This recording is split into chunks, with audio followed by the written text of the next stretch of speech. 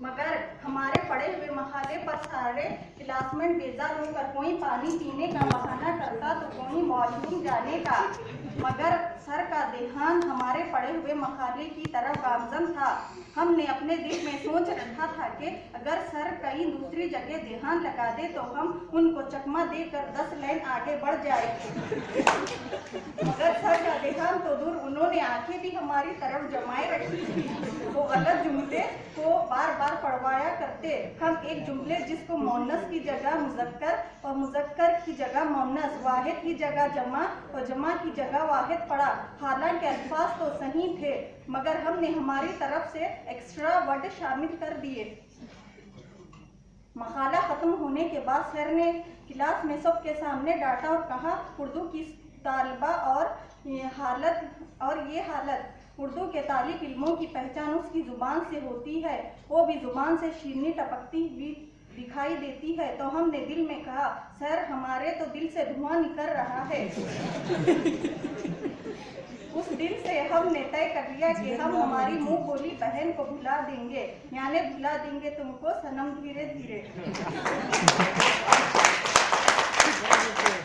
उसके बाद लाइब्रेरी से हर रोज एक किताब इशू करवा के पढ़ते। उससे हमारा तलफ़ुज़ वो भी कड़वी उर्दू को लेकर सुधार आने लगा। मगर घर पर हमारी मुंह बोली बहन हमें फिर से याद आ जाती।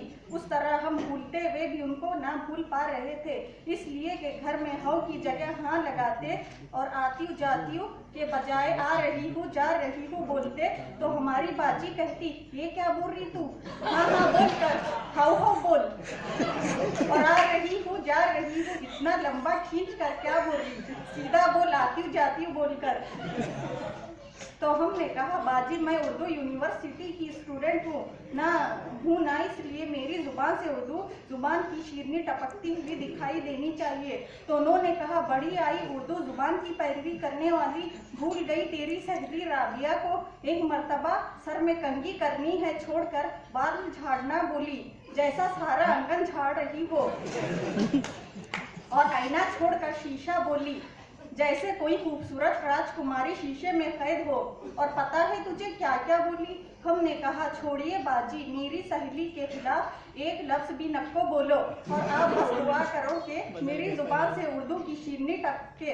उन्होंने कहा, हाउ हाउ हम दुआ करेंगे तेरी जुबान से उर्दू की शीरनी टपके। इस बहाने घर में शक्कर इस्तेमाल करने की नौबत नहीं आई। एक दिन हमारी कजन्स हमसे मिलने आई तो हम उनसे गुफ्तगू करने बैठे तो हाँ हाँ बोले जा रहे थे। तो उन सब ने हमारा मजाक उड़ाया और कहा, ये क्या हाँ हाँ कर रही, सीधा हो बोल।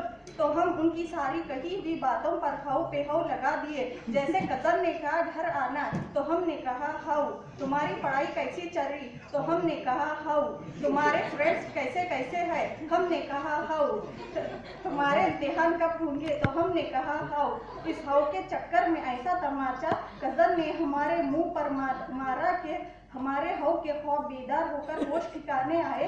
तो कजन ने कहा, पागल हो गई या मुझे हौली शौली समझी, कब से बकबक किए जा रही, तू हाउ का भूत बने जा रही। उसके बाद हमने इरादा कर लिया कि हम हाउ को भूल कर हाँ बोलेंगे।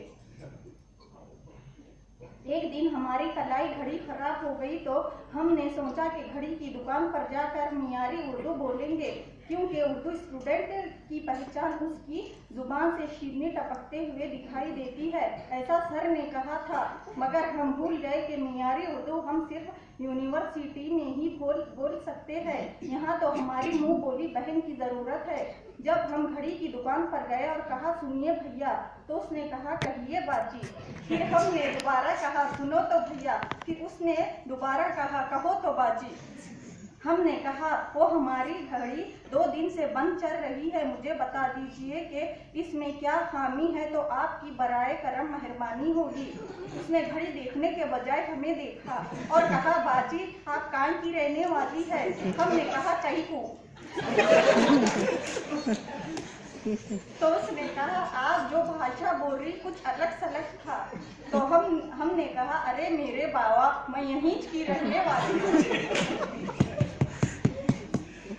और उसके बाद हमारी घड़ी बन गई और दूसरी घड़ी भी तब्दील हो गई, मगर हमारी भाषा ना तब्दील हुई। हमें हर रोज क्लास में कुछ बड़े जट्टे दे देकर खींच कर बोलना पड़ता, वो भी इसलिए कि उर्दू की स्टूडेंट की पहचान उसकी जुबान से होती है, वो भी जुबान से शीरनी टपकती दिखाई देती है, ऐसा सर ने कहा था। लेकिन हम जब भी गुफ्तगू करने बैठते तो हमारी जुबान मेट्रो एक्सप्रेस बन जाती और हम पर हमारी मुंह बोली बहन हावी हो जाती और हमें खुद पता ही नहीं चलता।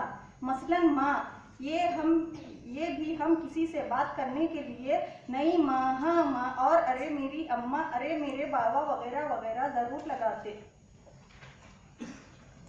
एक बार हमने किसी काम से अपने क्लासमेट में से एक लड़के से अम्मा वो किताब दो बोले तो उसने कहा मैं अम्मा नहीं हूँ।